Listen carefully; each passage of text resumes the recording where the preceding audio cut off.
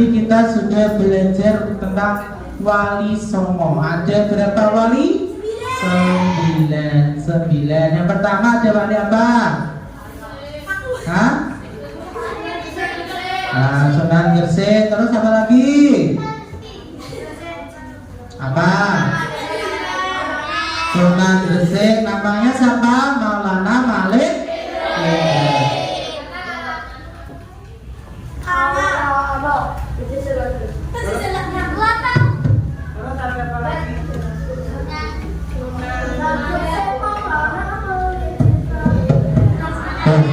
Apa? Sunan Gresik. Terus apa? Sunan Ampel.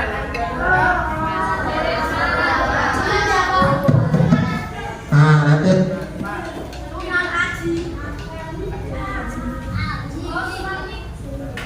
terus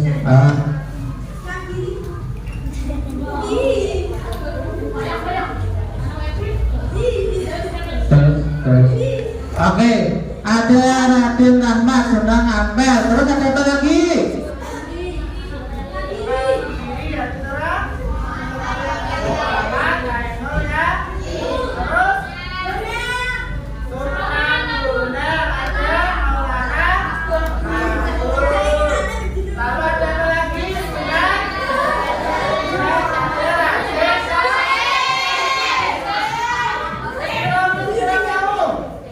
Istiro Raden iki Sunan Derajat piro mau? Kepiro? Hah? Kelima. Keenam? Kalijogo. Ketujuh? Sunan Muria Raden Umar. Ke-8? Sunan Kudus Jabar Ke-9 apa wis ana? Sunan Gunung Jati Sarip Hidayatullah. Nah, kalian tinggal di Demak. Ada Sunan siapa? Oke, Sunan Kalijogo. Ya, tadi Sunan Kalijogo namanya siapa? Raden Syahid. Oke, sekarang kita akan belajar tentang keutamaan meneladani kepahlawanan, terutama Sunan Kalijogo. Bisa ditulis judulnya, keutamaan meneladani kepahlawanan Sunan Kalijogo ya.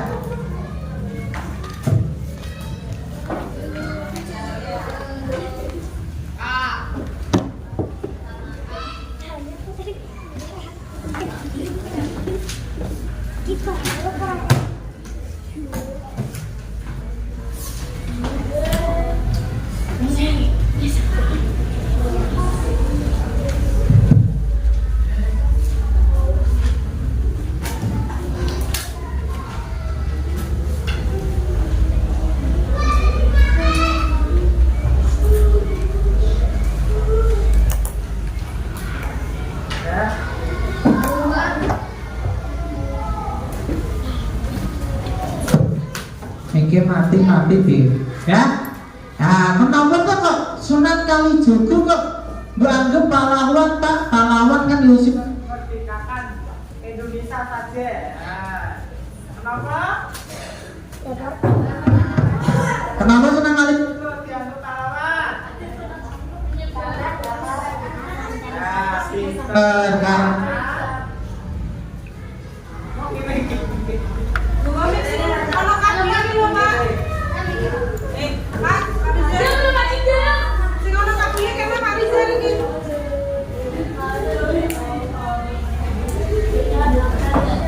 Karena pahlawan karena Sunan Kalijogo telah menyebarkan agama Islam di Pulau Jawa, khususnya di wilayah kita, yaitu wilayah Demak ya.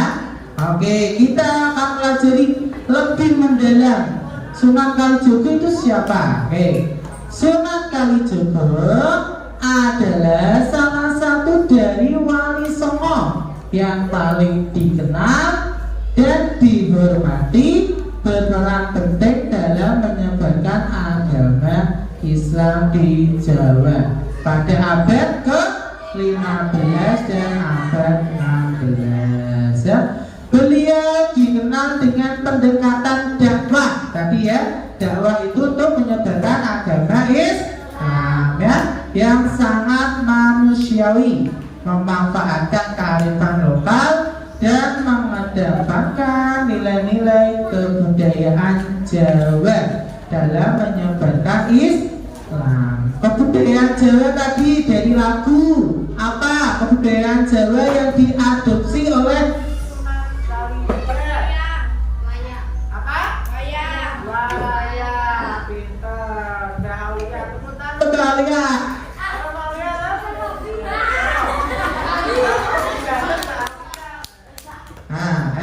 yaitu wayang.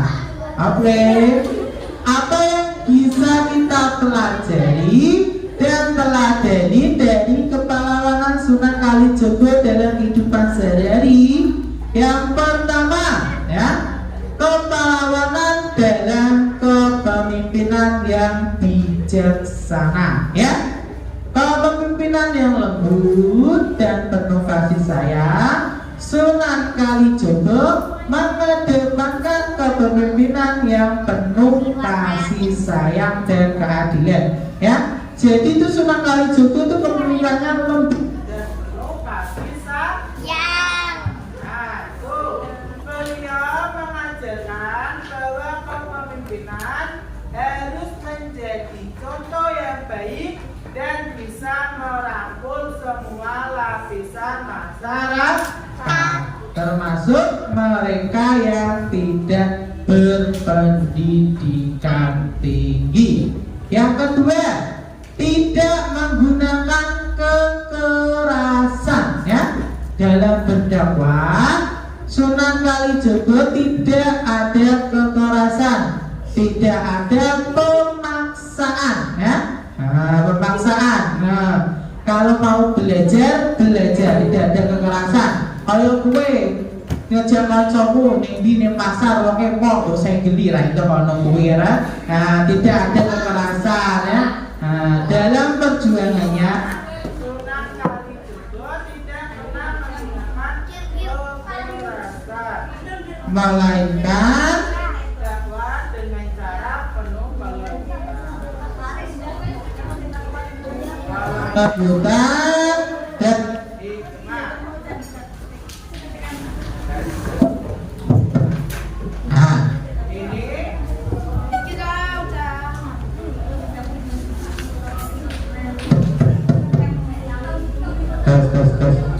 Nah, ini merupakan contoh kepemimpinan yang mengutamakan penyelesaian masalah dengan bijak tanpa menimbulkan perpecahan.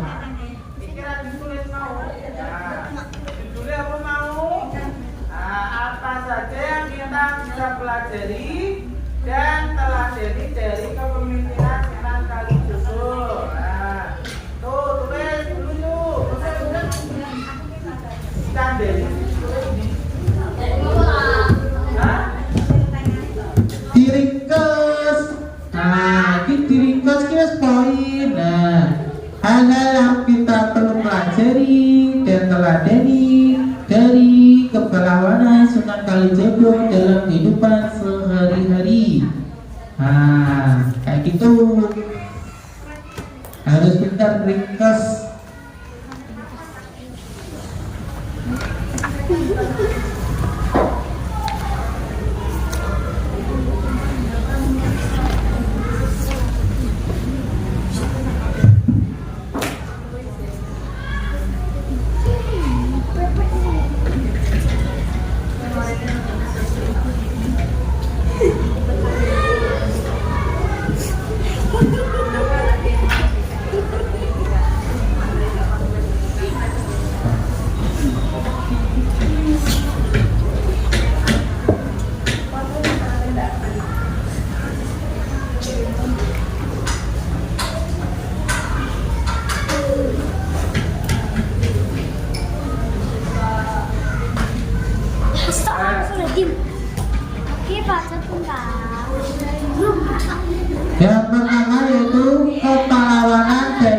kepemimpinan yang bijaksana. Tulis 1.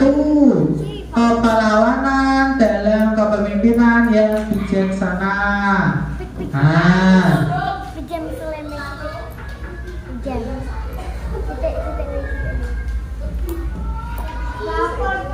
Kepelawanan dalam kepemimpinan yang bijaksana. Terus poin A yaitu kepemimpinan yang lembut dan penuh kasih sayang. Wis tekan kutok wae, rasa tulis kakek. Terus poin B tidak menggunakan kekerasan ya. Oke, dari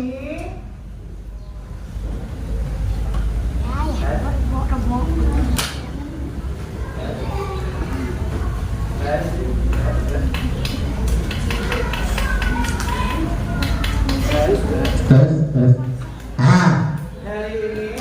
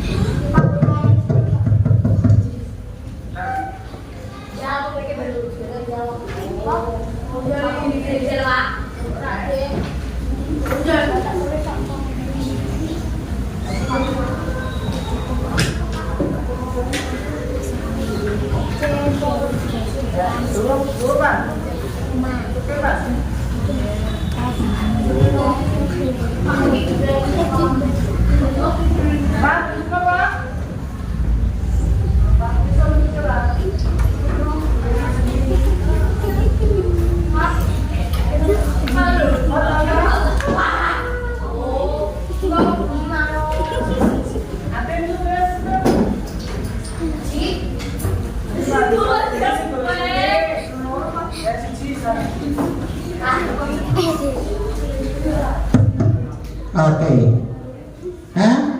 Ya, dari ini dapat kita ambil kesimpulan ya, menjadi pemimpin yang adil dan bijaksana, selalu mengedepankan musyawarah dalam menghadapi masalah. Pemimpin harus bisa mengayomi dan melindungi umatnya dengan kasih sayang. Oke, yang kedua ya, tadi kedua ya. Yang kedua, dakwah dengan pendekatan budaya lokal ya. Yang paling pertama, menggunakan seni dan budaya Jawa dalam dakwah. Seni Jawa tadi yaitu wayang kulit ya.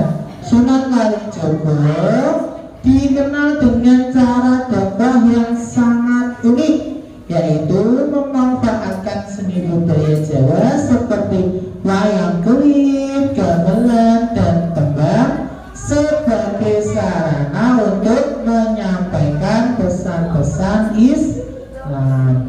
Dengan cara ini beliau berhasil menjangkau masyarakat yang sudah akrab dengan budaya tersebut. Jadi di tengah itu sudah akrab dengan budaya wayang ya, biar masyarakatnya tertarik atau mau belajar Islam. Sunan Kalijogo membuat metode dakwah menggunakan wayang kulit ya. Hal itu nanti bisa membuat dakwahnya bisa diterima oleh masyarakat ya. Wayang kulit, ada gamelan, ada tembang ya. Metode pendekatan yang humanis dan tidak memaksa. Sunan Kalijaga tidak memaksa Islam dalam bentuk kaku, tetapi beliau mengintegrasikan ajaran Islam dengan budaya lokal menjadi ajaran agama lebih mudah diterima oleh masyarakat Jawa. Nilai yang dapat diambil yang pertama, pendekatan dakwah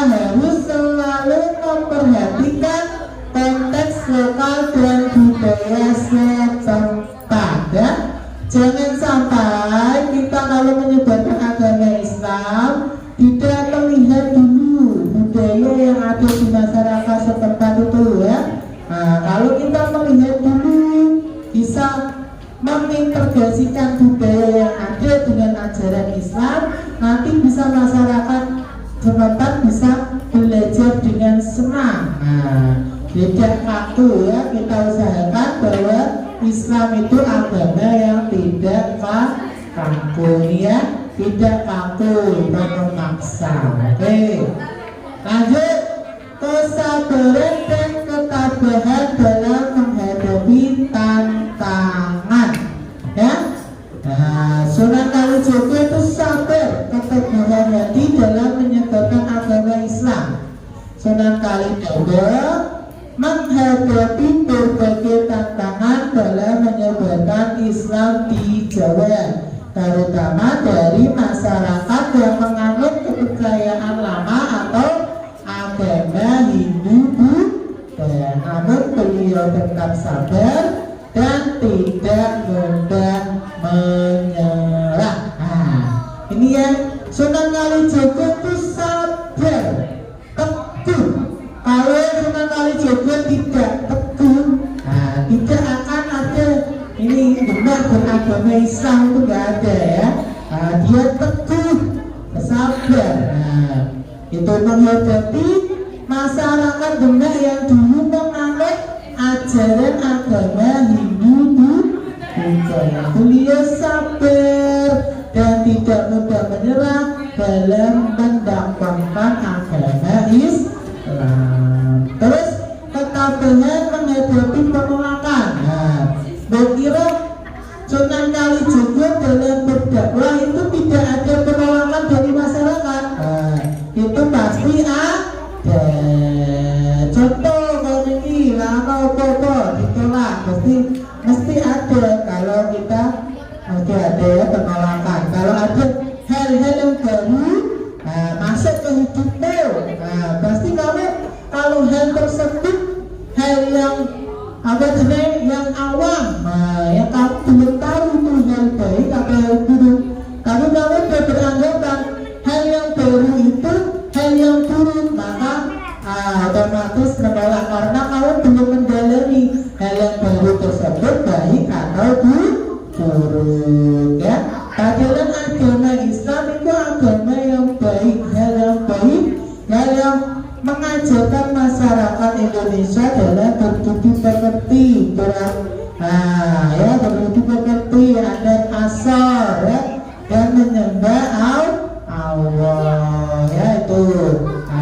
Beliau banyak berinteraksi dengan berbagai lapisan, termasuk mereka yang menentang ajaran Islam. Namun beliau tidak pernah terprovokasi atau menggunakan kekerasan. Justru beliau menggunakan kelembutan hati untuk menangani perbedaan.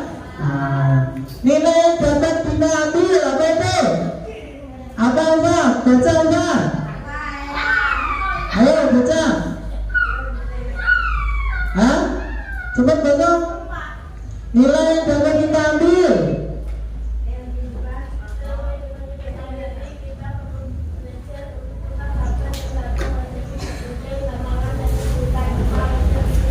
Oke ya. Contohnya apa Pak? Yang menghadapi ketabahan, kesulitan. Apa? Yang hidupnya pernah ya? Mengatasi tantangan dan kesulitan. Tanpa mudah putus asa. Contohnya apa? Contohnya apa? Pernah? Masa orang dikira tantangan hidupmu? Atau tantangan hidupmu? Apa Pak?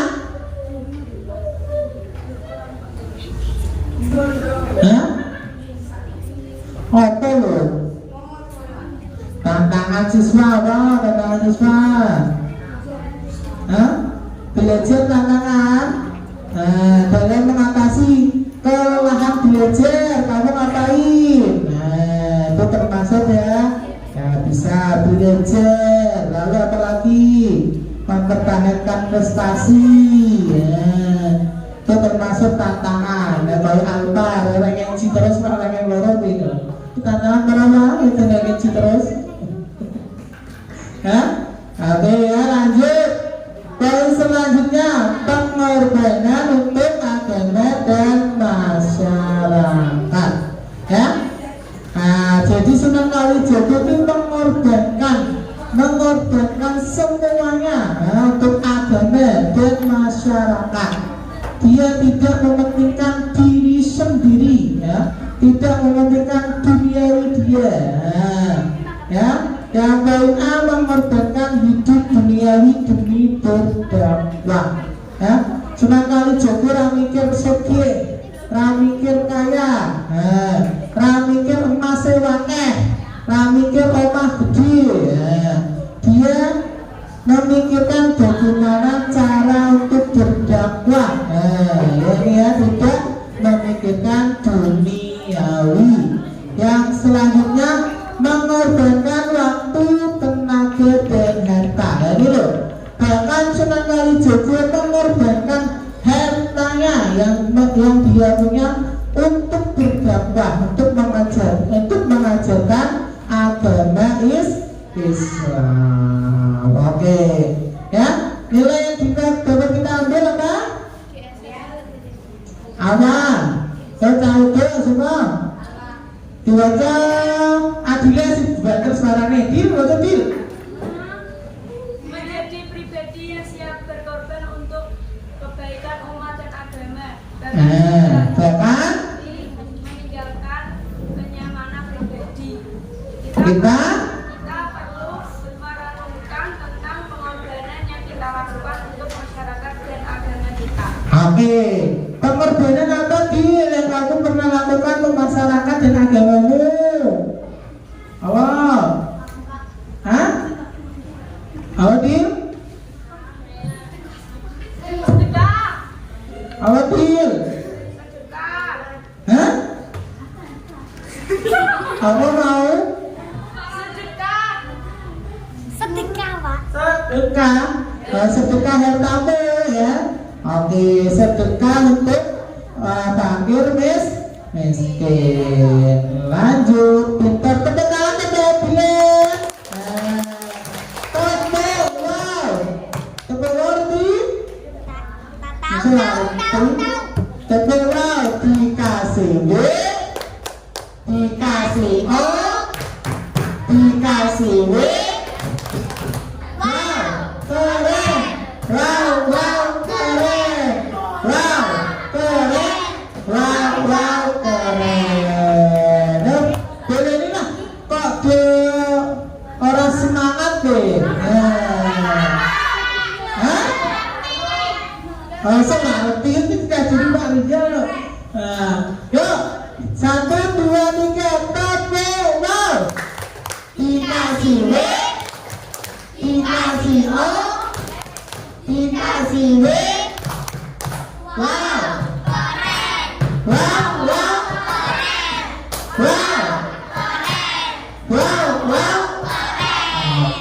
pintar.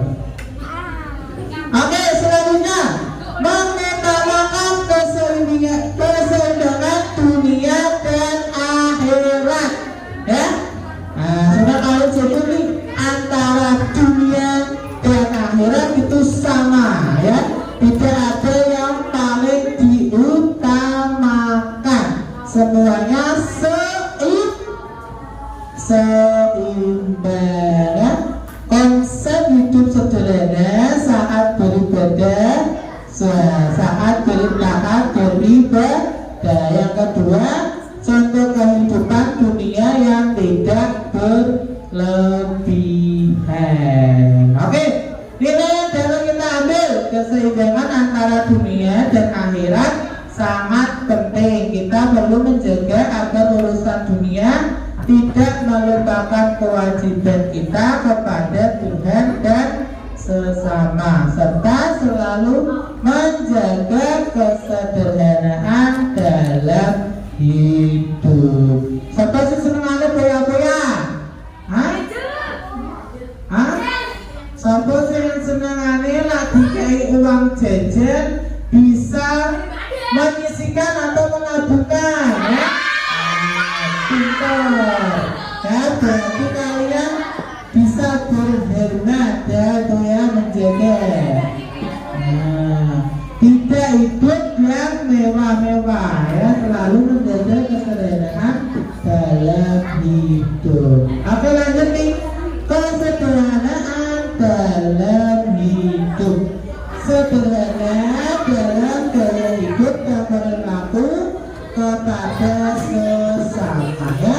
Yaitu Sunan Kalijaga itu sederhana dalam gaya hidup dan perlakuan kepada sesama. Yang kedua yaitu mengutamakan kepentingan umat di atas kepentingan pribadi.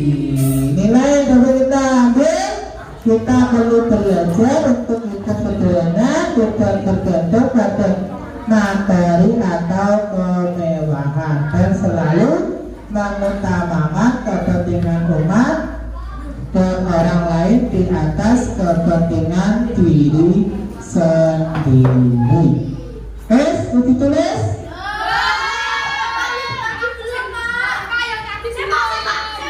Mau belum ambil ya Allah.